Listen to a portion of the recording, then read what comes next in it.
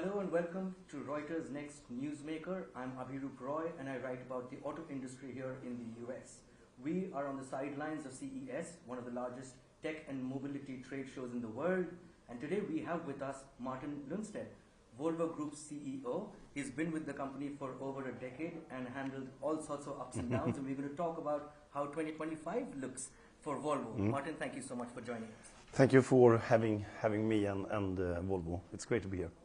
Let's start with the elephant in the room. We have a new administration coming in the US. President-elect Donald Trump is set to take over in about a couple of weeks. And the major threat for all sorts of companies functioning in the US has been of tariffs. How do you see tariffs impacting Volvo, the trucking industry broadly, and how are you preparing for it? But first and foremost, obviously, when we look to Volvo as a company, we have a very strong North American and in particular North American presence and not at least in the United States. And the reason for that is out of our $50 billion plus in top line, more than 30% is actually happening in North America. And that means, of course, that we have a strong industrial footprint here. We have a full-fledged value chain on our own also, but also together with partners. So in that sense, we are a truly North American and US-based company. So for us, I think we have a good platform here. Then more generally speaking, depending on how tariffs and trade barriers plays out, it can have certain repercussions for general economic development, maybe on inflation development, but that is more of speculations. I mean, we are a company that is present in more than 190 countries. We are always, of course, used to work with the conditions that we see in different countries and regions, so that will be the case now. What we know is that transport and logistics will be needed. It will continue to grow due to a number of macro trends, and we will be there to support our customers. You have recently said you're building a plant in Mexico, right? I mean, as part of North America, of course, but then Mexico is affected as well, and so is Canada, potentially. So, how do you see that? How are you planning? How are you planning to go ahead with that investment, or are you in some ways pausing and rethinking that? How does that work? But first and foremost, I think it's very important again to state when it comes to our truck manufacturing for the North American market, today we are having everything of that based in the United States and primarily on the East Coast. So that is in Virginia, that is in Maryland, that is in Pennsylvania, etc. We have great facilities there. What we have said also for North America, but also for other parts of the American continent, South America, etc., we needed also to expand our footprint to the West Coast. I mean, and then we have taken a first step of establishing a facility in Mexico. Today we build 100% of our trucks in US for North America. But the planned facility there will primarily then serve Mexico, Canada, parts of United States possibly. But that depends, of course, on the development. So that is still to be seen. Are you saying that if tariffs do play out, and I completely understand that we don't know in what shape or form they will play out, that you would then not use the Mexico plant to supply to the United States and limit that to Mexico and South America? South America and Canada possibly. Let's see. I'm not very... I mean, given the fact that we are used to work with different type of conditions, I'm not so much about speculations. We have naturally built-in resilience in our industrial system. What I know is that we have a very strong US-based industrial footprint that we can utilize for the United States, and we will continue to do so. Yes. One is you as an OEM manufacturing in the US for US. But the other is also you have a whole host of suppliers. And I've been speaking with a lot of suppliers who are actively now scenario planning in terms of how they can localize, how they can bring in sort of their supply chain. So it's tier 2, tier 3, tier 4. How are you looking at supply chain in terms of tariff mitigation? And how does that planning, have you accelerated in terms of tariff planning in the face of... Yeah, both when it comes to tariff planning, but not a short-term play. Because for us it's always important also when we have an industrial hub, as we have in North America and primarily in the United States, as we have in Latin America, Europe and Asia, etc., that we are also building up, so to speak, a strong ecosystem of suppliers, both tier 1 but also tier 2. And I think also, to be frank, that it's good to see that a reinforcement of the North American supply base is coming now. So that I view as positive. Also that some of our main global suppliers, both American and European and Asian, are actually continuing to reinforce their footprint in North America. That is good. What part of your supply chain comes for North America comes from overseas? It's not much, to be frank. We have certain dual flows, and that is more for capacity planning. For example, when it comes to our powertrain side. But it's not really that it comes solely from overseas. It is more that we are trying then to level out and balance, since, I mean, seasonality cycles can vary a little bit, so you don't sit with under capacity certain periods of the years, or during the economic cycle, or over capacity. So it is more about that you have dual sourcing rather than you're sitting with specific cases. Then it's important now for new technology, such as battery technology, for example, that we continue to reinforce that presence in North America. Are you boosting in that sense the supply chain in North America from outside? I think one should know that we have invested billions of dollars doing the biggest North American and US-based investment program ever for the Volvo Group over the last couple of 4 or 5 years here. And that is both industrial investment and it is in complete product renewal now for Volvo trucks. And it's about to come big news also for Mack trucks that is turning 125 years this year. And in that regard, as one part of it is of course also that we have made sure that not only that we have a real, so to speak, technology renewal, that is fantastic by the way, but also that we are making sure that we are strengthening and building up, so to speak, the supply base here. Because with the big volumes we have in North America, it makes sense to have a strong footprint here.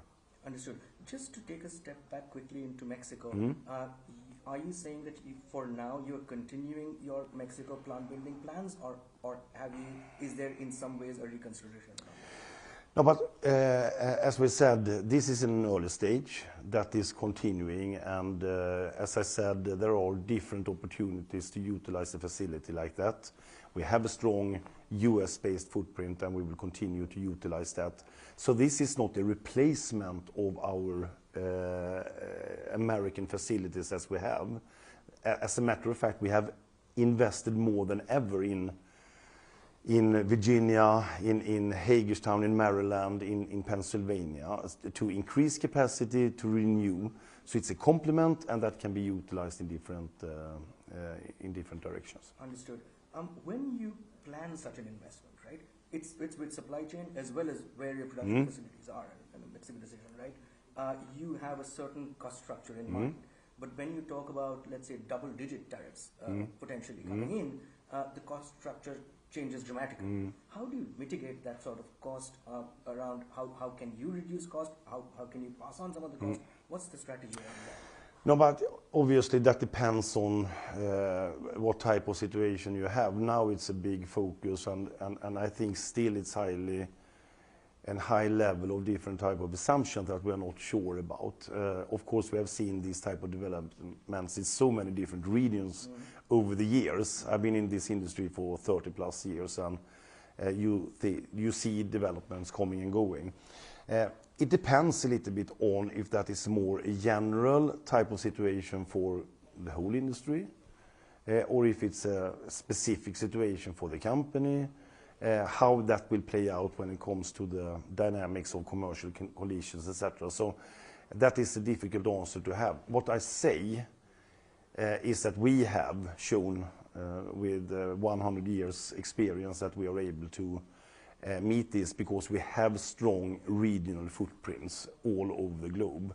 And that I think is good both for our customers because we can then deliver trucks very closely, or construction equipment or whatever it is.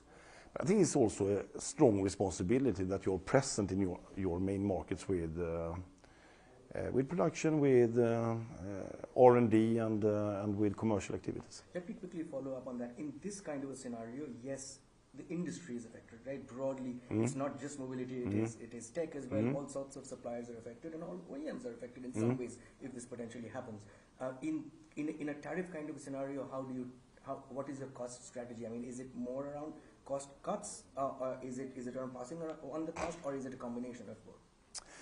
No, but again, it's very difficult to have a clear view. What I feel for Volvo Group is that we have the flexibility around this. Today, as we speak, we are producing 100% of our trucks for North America in the United States. So that is a starting point for us. And then let's see how it will play out. I think if it's a more general-based situation, the risk is that it will be, by necessity, passed on, not only in our sector, but in all sectors. And that could potentially trigger more of an inflation pressure. But let's see. I think it's too much of speculations. We are well prepared, and I think we are well prepared because we believe in regional presence. Understood. The other part of the new administration coming in is around pulling back of EV subsidies, pulling back of a lot of EV incentives, in charging, for example. How do you see that affect Volvo? How do you see that affect the electrification of trucking broadly? But first and foremost, I mean, I think it's important to remember when it comes to transport and logistics, as we are into, that is a very core part of economy to start with. We know that having advanced logistics systems is having a clear correlation with the GDP per capita in different regions. It's almost a straight line, actually. The more advanced logistics, and you can measure that in very straightforward terms, the better the development in GDP per capita. I think that is, as a matter of fact, often an understated fact, that you should go clearly into really refining your logistics systems, because that is a competitive advantage for nations. So that is number one. That will continue. And for Volvo Group, of course, we are serving our markets with the technology our customers would like to have. Having said that, knowing that transportation and the need of transport will grow with 4 or 5 times between 2010 to 2050. It's mass customization, it's urbanization, it is e-commerce and other different factors. We know that we need to have different solutions to cope with that. And that's the reason why we say going battery electric, going fuel cell electric, going combustion engine with renewables, but also continue to develop the combustion technology when it comes to fuel consumption, when it comes to aerodynamics that is valid for all technologies.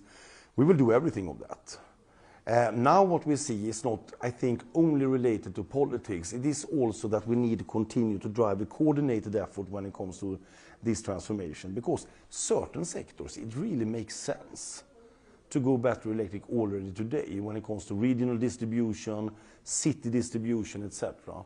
If you can have a long-term view on, for example, electricity pricing, stability, grid stability, etc., then it makes sense already today. And what is happening is that it's driving utilization of the trucks, because you can utilize them also nighttime because they are quiet, etc. So you have a different type of dynamic. So often we talk about subsidies as the key factor in order to get things done. But I think it's more about how do we make sure that we are continuing to invest in an ecosystem that will provide advanced logistics. And some of them, where we are in the forefront and we believe strongly in that, is because it's both clean and competitive. It's not either or. And specifically now, when we would like to invest in the different key variables to make it happen at scale, charging being one, there I think, both governments and private states have a role to play because it's good for the country, it's good for competitiveness. So it's a business case basically. I agree, but when you talk about any sort of transition in technology, government plays a big role. Yeah, absolutely. And this is not just the US, right? No, for sure. Right? When we see sort of, let's say, emission rules being changed, green policies in Europe being uncertain, how do you see that affect adoption of electric trucks, for example? No, but I think you are spot on. What is happening now is obviously that we need to make sure that we are, because when you talk about the hype cycle of whatever technology, we know that first it's, you see technology is coming, it's possible, you get this type of,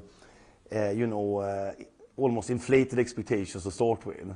And after a time, it goes down and you have a trough of some sort of disillusionment, right?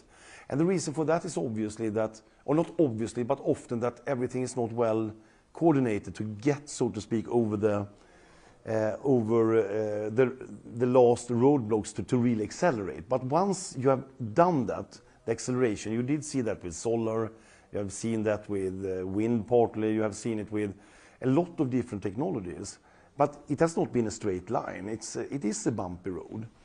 And there I think we are a little bit now that there is a certain level of hesitation. For us, as we have said, we have the broadest range today of battery electric. We are about to launch now a little bit more large-scale pilots for both fuel cell hydrogen and combustion hydrogen in the coming years.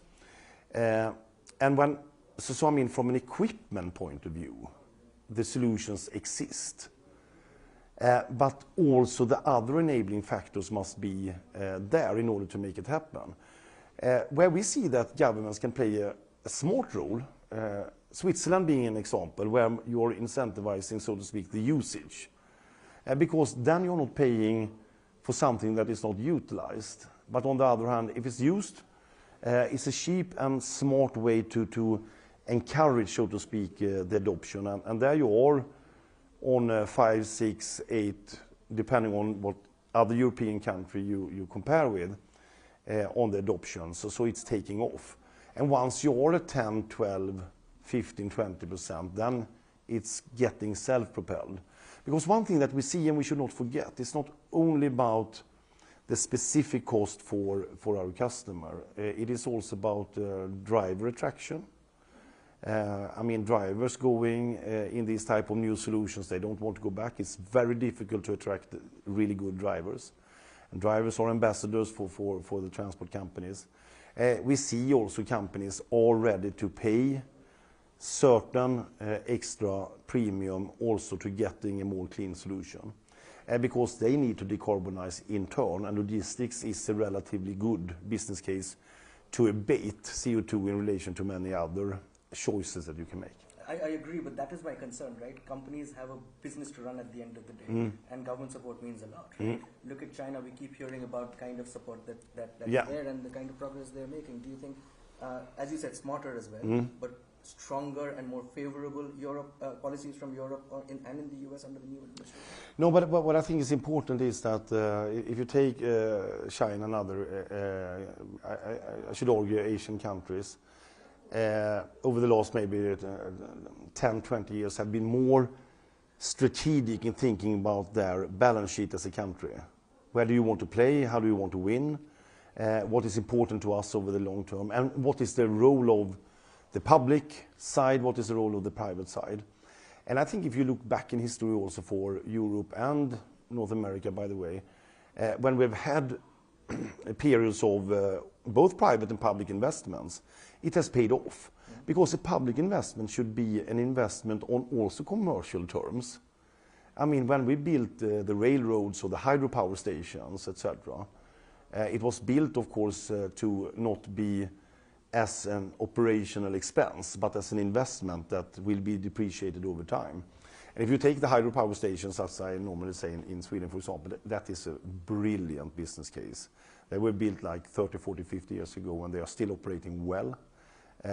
So take care of your balance sheet also as a country. And in this transformation, I think you need to be bold and say, okay, what are the key elements? And coming back not only to, which I think personally is very important, about the clean and handing over something that works for coming generation.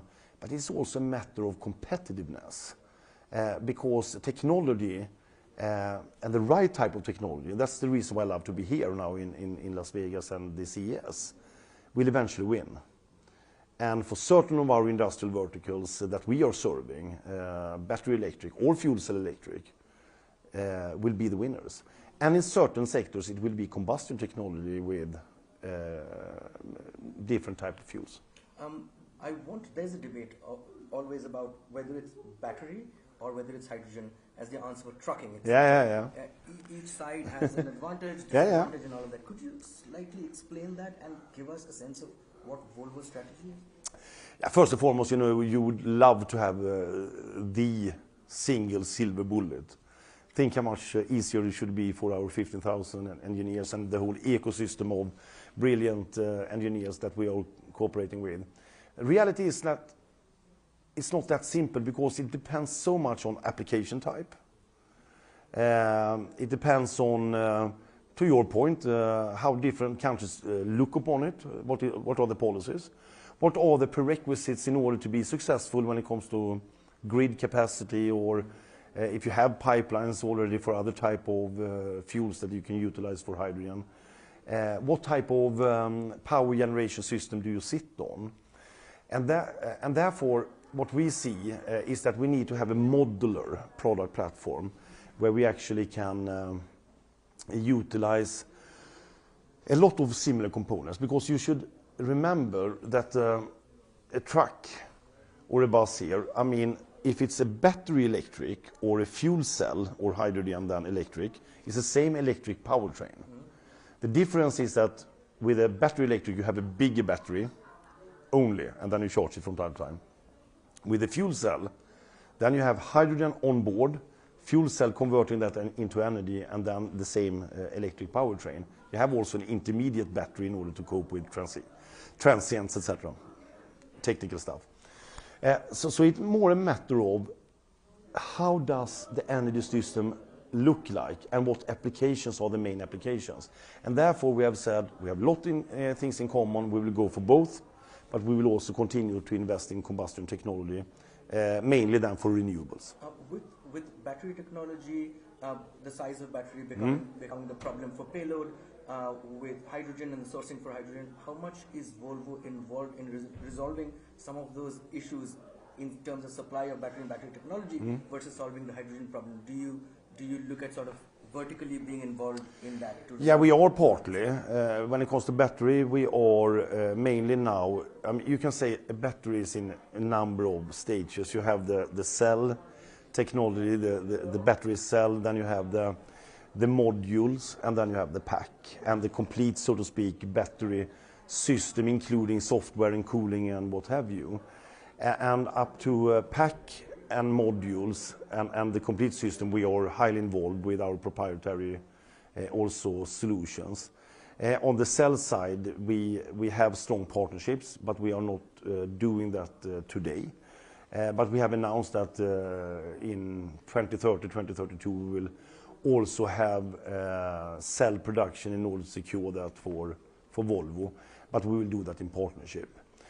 When it comes to hydrogen, the fuel cell, which is the critical component, and I've been so long in the industry, so I've always said that with the fuel cells and hydrogens, it has always been 10 years away.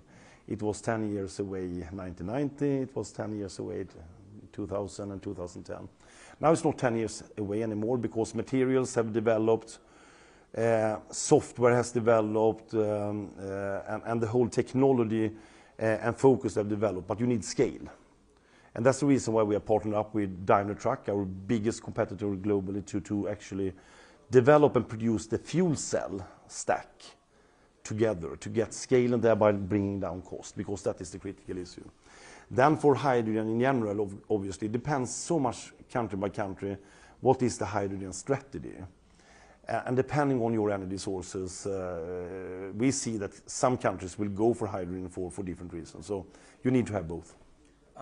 One of the main challenges as far as electric cars are concerned, and specifically trucks as well, given the life cycle, is residual value. Right? There are so many concerns around what's the value of my used truck, a lot of them out there, let's say mom and pop shops wanting to buy some of that. How is Volvo sort of working on ensuring that concern is mitigated? Are you, let's say, in leases or guaranteed buyback programs? How are you looking at it? Yeah, we have that. We have all sorts of, because to your point, as in any B2B business, obviously you're providing a wide range of different both customer finance solutions and also residual value type of conversations. So we have that. And obviously when it comes to the combustion technology, I think what will play out, how we look upon it, is obviously that coming back then to the hype cycle and how will the transformation go. What we now anticipate when it comes, so to speak, to the introduction region by region, we feel that it will be possible to handle, given the fact that it's not 0 to 100 during 1 year or 5 years. It will grow from today's 3-4% up to 15, 20, and then 30, etc. And then if you look to the whole fleet, it will be more than possible to manage. I think the other factor that is important is, of course, the new technology, and not at least when it comes to batteries, because with a difference to a car that is in reality not used. A car is utilized maybe 2-3% of the available time, but a truck is utilized 60, 70, 80% of the available time because it's the production equipment. There we see that customers want to have a reassurance of how do we view the battery life length, how should they think about that when calculating, so to speak, the economic conditions over 5 years or over 8 years and 10 years. And there we are participating in different programs to reassure that they can feel, peace of mind with that solution. Do you understand what I mean? So, yes.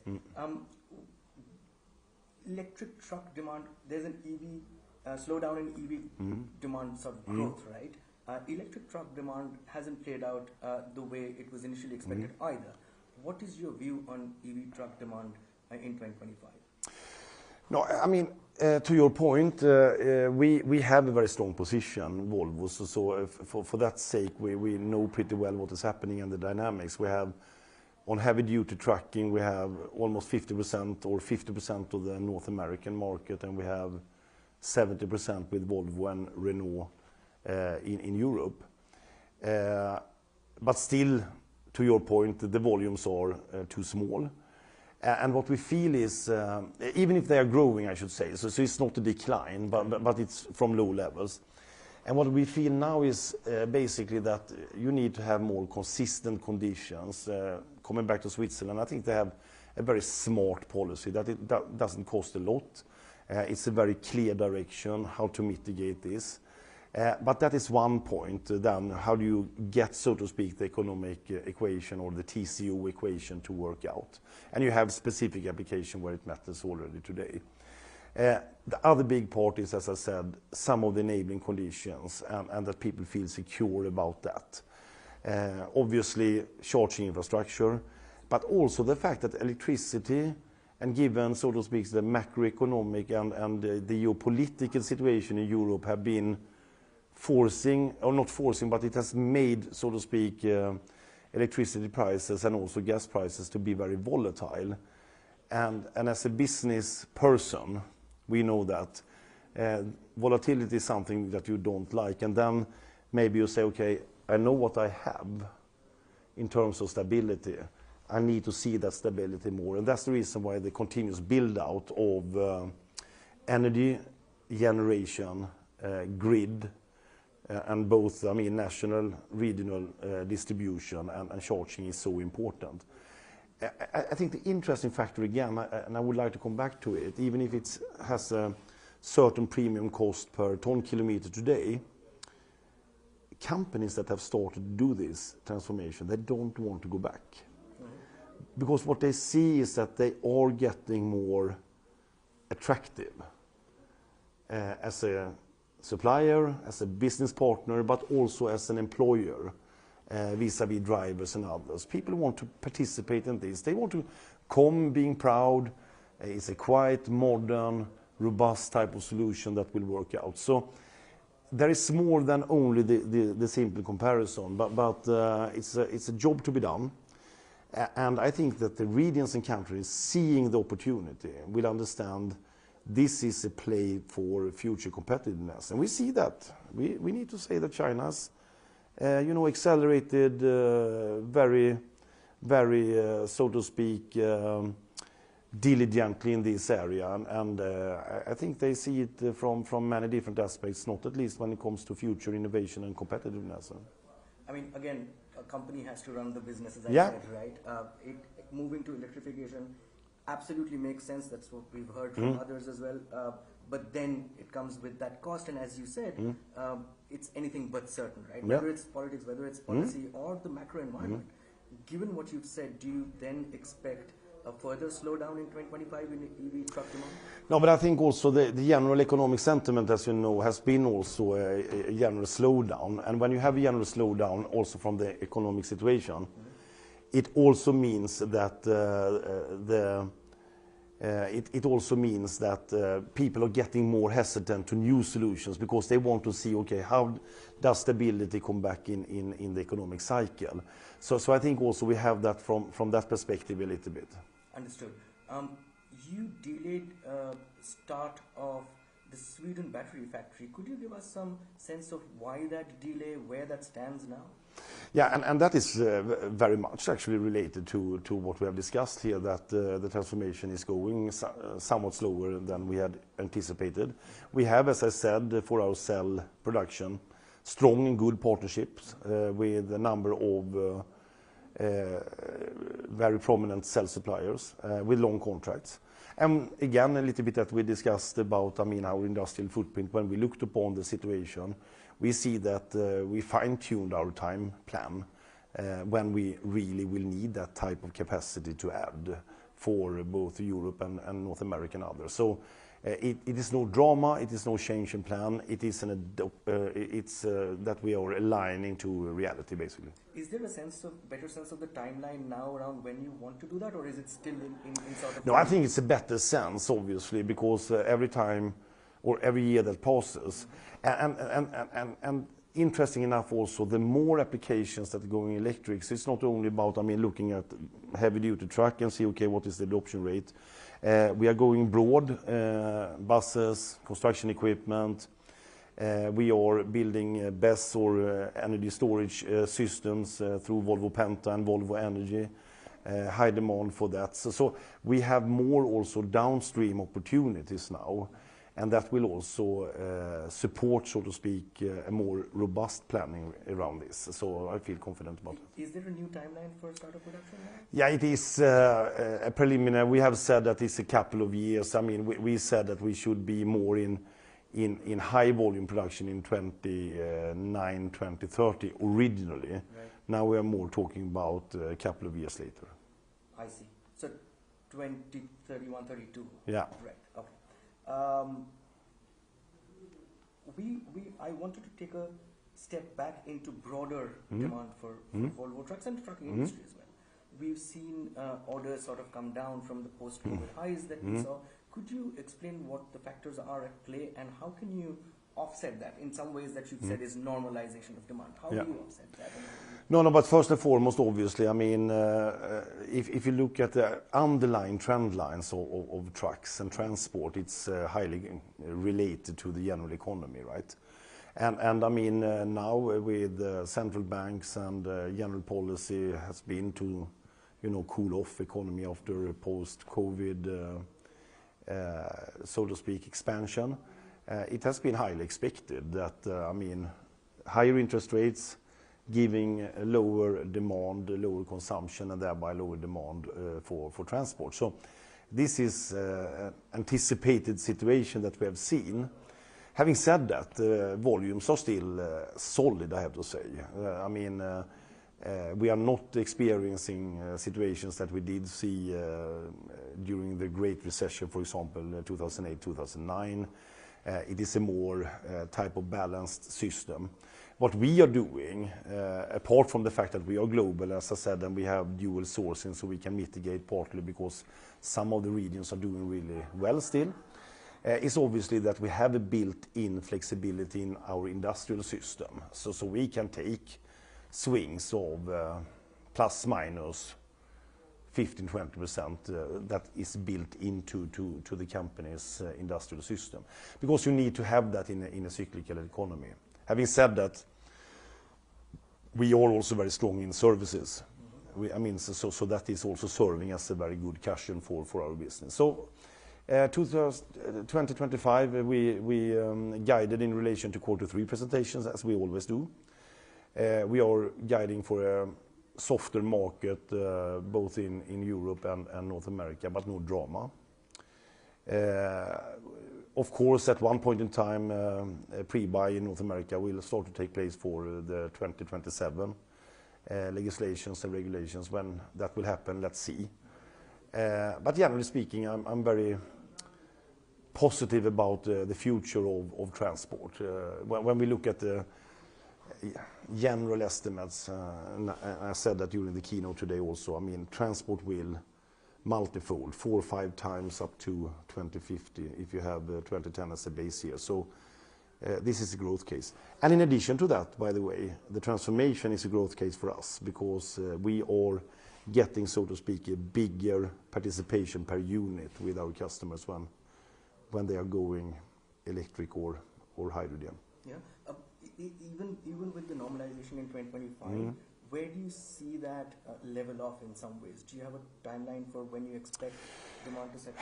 Yeah, but I think it's very much related to what we see also in general economy. That I mean, now, so if I may say so far so good with the measures that have been taken from the central banks to fight inflation.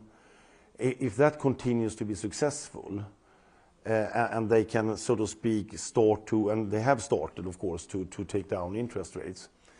If consumer confidence is coming back, feeling that this is more new normal, that interest rates will be on lower levels, then we will see consumption picking up, and then transport will come back. But transmission of interest rates takes time, right? And yes. And there's a lag, so which I was trying to understand if you have a sort of a sense of how long this can continue. No, but I don't think it's a drama. We are forecasting both European and North American market that yes, it is a correction in relation to the peak years, but it's still good years.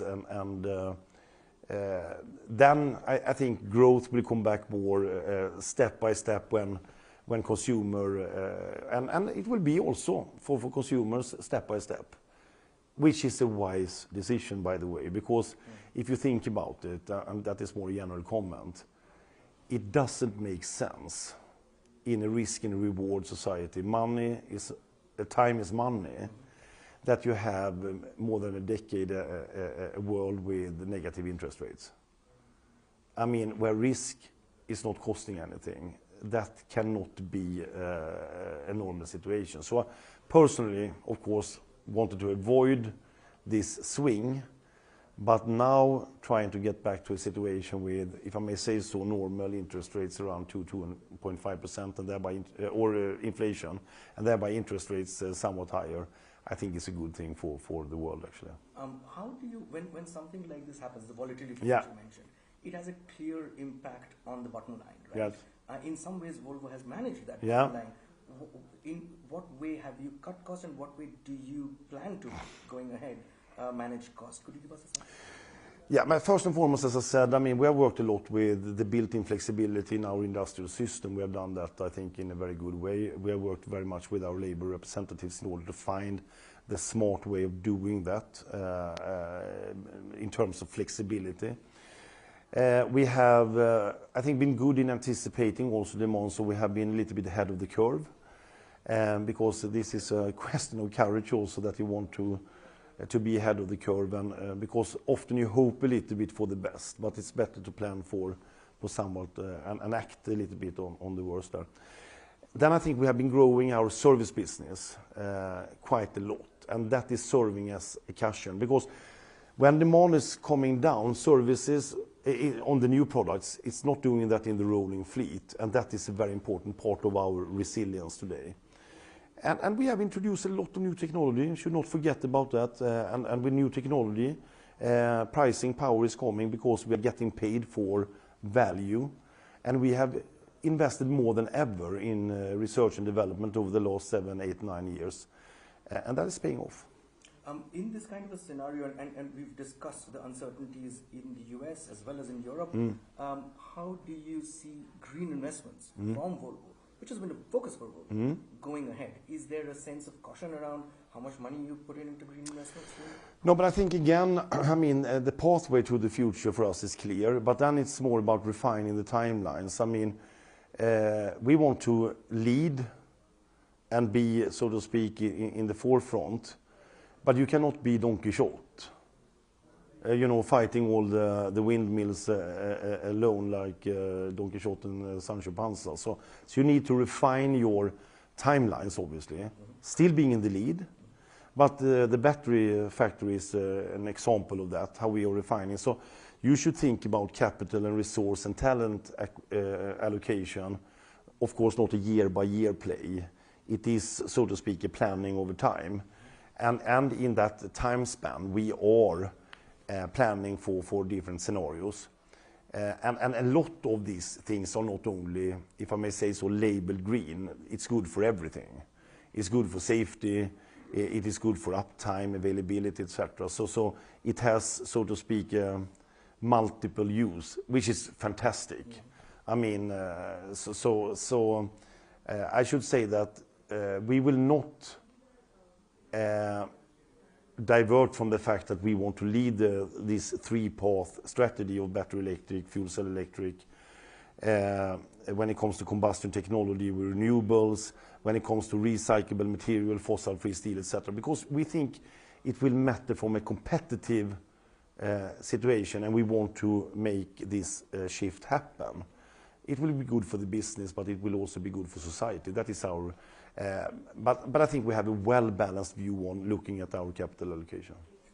When you talk about Sweden battery plant, for example, in green investments, are there other examples of where you are holding off in that? I should not call it really holding off. It's more about refining the strategy, right? And really fine-tune the time planning. And that is happening all the time, and that could be for other reasons as well, obviously. I mean, how quick should you do the next phase of an expansion of a factory that maybe starts with 20,000 unit capacity, and we know it should go up to 30 and then 40.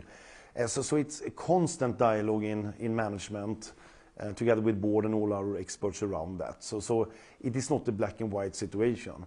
Having said that, we think that industry, and I tend to say Volvo in particular, but industry, we have invested enormous now, and that's the reason why we are also calling for action when it comes to the enabling conditions, charging, grid capacity, etc. Because we need to make sure that all the investments that we have done will be sweating, because we need technology to sweat in order to bring competitiveness. My last interest is in autonomous vehicles. Absolutely, that's fun for real as well. Overall, autonomous vehicles haven't played out in the way it was initially expected, and so is the case in trucking. There is a business case in trucking, right? Absolutely. Short haul, long haul. How does Volvo's autonomous vehicle strategy look in the near term, and what are you doing organically versus partnerships with others out there? But first and foremost, I mean, we are already in commercial operations when it comes to confined areas. So we learn a lot there, for mining, for quarries. We will see that in ports and terminals, etc. The big play now is, of course, also the on-highway, to your point, short and long haul. I think also the industry has matured and said, okay, don't involve too many of the super complicated use cases. Not only the hub to hub and the hub, and include also the spoke system, when you're going from the big hubs into cities or smaller terminals. exclude that for the time being and go for the big bets that is really the hub-to-hub solutions. And that we are very positive about it, because it is often separate lanes. It is still, of course, a very advanced system, but it's a system that could be developed from a safety standard that we absolutely need to have in order to make it happen. And to your point, the business case is very strong on that, because if you take the longer haul pieces between big distribution centers, for example, if you can do that with autonomous, it will play a big role. And we are partnering with the best in the industry. This morning, for example, at our keynote, we had Aurora Innovation with Sterling Anderson on stage together with Lars to talk about this, because with the Aurora virtual driver and our redundant autonomous truck, we will soon see them even without a safety driver, and that is, of course, a big step for the future. On that note, thank you so much. Thank you. Us. This was very great. Yeah. Thank you so much. It was great. Thank you all for watching. Thank you very much.